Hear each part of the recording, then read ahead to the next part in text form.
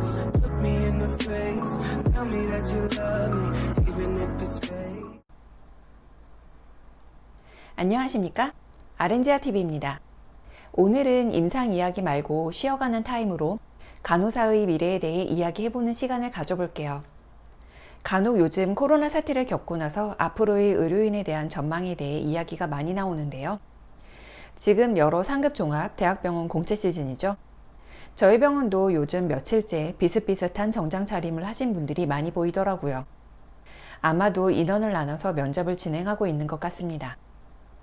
사실 저는 간호사가 너무 힘든 최전방에서 가장 큰 역할을 하고 있으면서도 예전에도 그랬듯이 참 드러나지 않는다고 생각하거든요.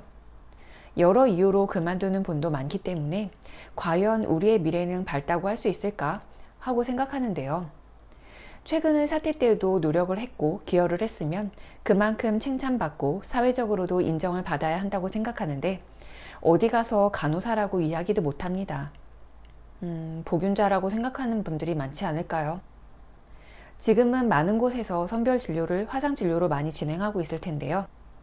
의사는 컴퓨터 화면으로 환자를 보면서 화상으로 진료하니까 환자와 접촉이 없지만 환자 옆을 지키면서 진료를 돕고 검사를 진행하는 것은 간호사입니다. 좀 불편한 마음이 없지 않아 있습니다. 의사는 독립된 공간에서 안전하게 진료를 보고 있고 간호사는 확진자와 접촉해도 된다는 얘긴가 하는 생각에서 말이죠. 마스크에 얼굴이 눌리고 D레벨로 무장하고 땀으로 온몸이 상하는데요.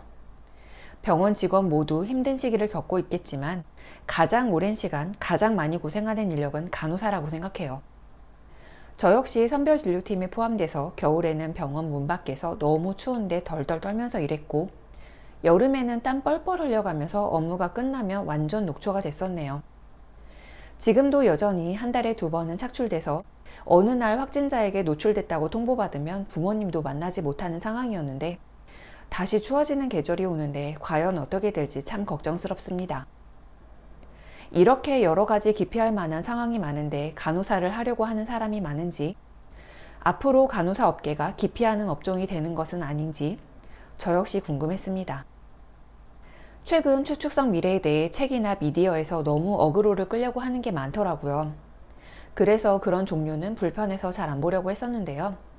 심심해서 서점에 갔는데 눈에 들어온 책이 있었어요.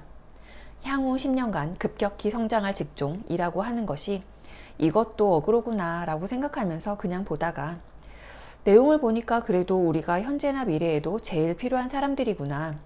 이렇게라도 우리의 노고를 알아주는가 하는 위로가 되더라고요. 그래서 여러분들에게도 알려드리고 싶더라고요. 그리고 진로 결정을 하는 분들에게도 도움이 될 것 같기도 하고요.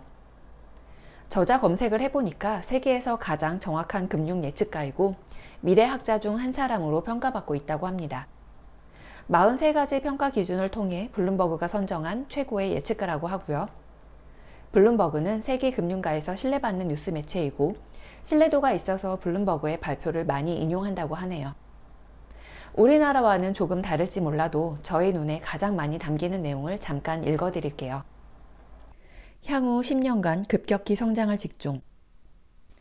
현재의 팬데믹을 경험하며 사람들이 의료 분야에서 일하는 것을 고려하고 있을지도 모르겠다. 여기에 몇 가지 이유가 있는데 누군가에겐 모두가 해당할 수 있다.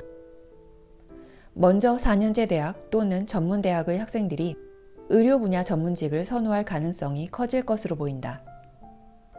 최근의 사태로 인한 경기 침체로 얼어붙은 취업시장에서 어려움을 겪는 친구들을 보며 전공을 바꿔야 하는지 고민하는 학생도 있을 것이다.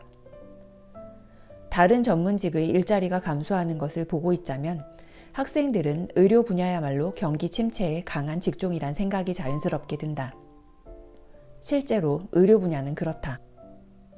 두 번째로 직장을 잃었거나 잃을 위험이 있는 전문직 종사자들 혹은 장기적으로 좀 더 안정된 직장을 위해 기술이나 전문성을 다시 갖추려는 이들이 커리어 변화를 생각하며 의료 및 보건 분야에 관심을 보일 가능성이 있다.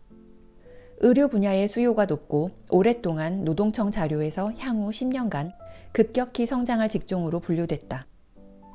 인구가 고령화되고 수명이 길어지는 한편 국민 소득이 증가하면서 향후 의료에 대한 수요가 커질 가능성이 있기 때문이다. 세 번째로, 대학에 진학하지 않은 이들 중에서 의료 분야에서 종사하길 희망할 수 있다. 팬데믹에 맞서 더 나은 공중보건에 기여하고자 의료 분야를 선택할 수 있다. 사람들이 의료 분야로 들어가는 이유가 무엇이 되었든 경제적 불확실성과 변덕스러운 금융시장, 팬데믹의 위험성과 자동화 시대에 변화하지 않을 기회의 직업이자 분야인 것은 분명하다. 그뿐만 아니라 의료 지출은 자기 마음대로 이용하거나 이용하지 않기를 정할 수 있는 영역이 아니다. 병원 치료가 필요하면 어쨌거나 치료를 받아야 한다. 의료 서비스는 국민 총생산이나 주식시장의 상황에 따라 크게 영향을 받는 관광산업과는 성격이 다르다. 의료 분야는 사람들이 경제 상황과는 상관없이 꾸준히 필요로 할 상수이다. 의료 분야의 커리어는 앞으로 오랜 기간 변덕이 없을 것이다. 고령화 인구가 증가하면서 의료 최전선에서 정규 간호사, 개인 간병 보조원, 재택건강보조원 등이 좀 더 확대될 것이기 때문이다. 의료 직종의 일자리 선장 전망의 통계를 보더라도 의료 분야는 확실한 승자다. 게다가 산업들이 자동화될 가능성을 고려하더라도 모든 일자리 중에서도 자동화가 쉽지 않은 영역이다. 의료 직종, 그 중에서도 사람과 긴밀히 접촉해야 하는 일들은 어느 경제 분야에서 자동화가 이루어진다고 하더라도 충격에 탄력적이다. 장기적인 관점에서 직업을 고려한다면 이는 결코 무시할 수 없는 요소다. 결과적으로 미래에는 자동화로 인해 많은 직업이 사라질 것이다.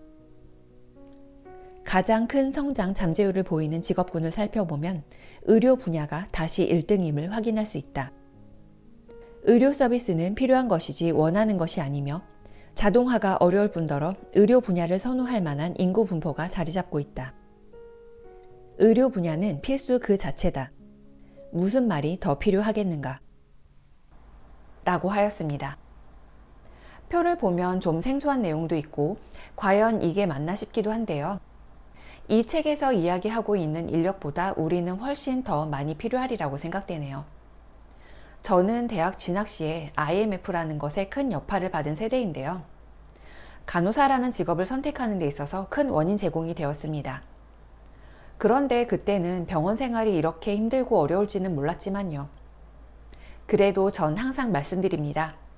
간호사 면허증을 취득한다면 할 수 있는 일은 매우 많고 여러 방면으로 본인에 맞는 적성을 찾을 수 있으니 간호사는 참 좋은 직업이라고요. 간호대학을 다니시는 대부분의 우리 후배님들이 상급 종합이나 대학병원을 목표로 하고 계시고 임상을 겪어야 한다고 생각하시겠지만 병원에서 오랜 사회생활을 하고 보니까 꼭 그렇지만도 않더라고요. 학문, 행정, 보건 분야 등 간에 우리가 갈 수 있는 분야는 매우 많습니다. 어쩌면 우리에게 더 많은 희생을 요구할 수도 있고 앞으로 더 힘든 상황이 발생할 수도 있겠지만 최근 직장을 잃고 오도 가도 못하는 분들이 많은 상황에서 그래도 우리의 미래는 밝다고 생각하고 싶습니다. 모두 힘내시고요. 여러분들을 마음으로 응원합니다. 감사합니다.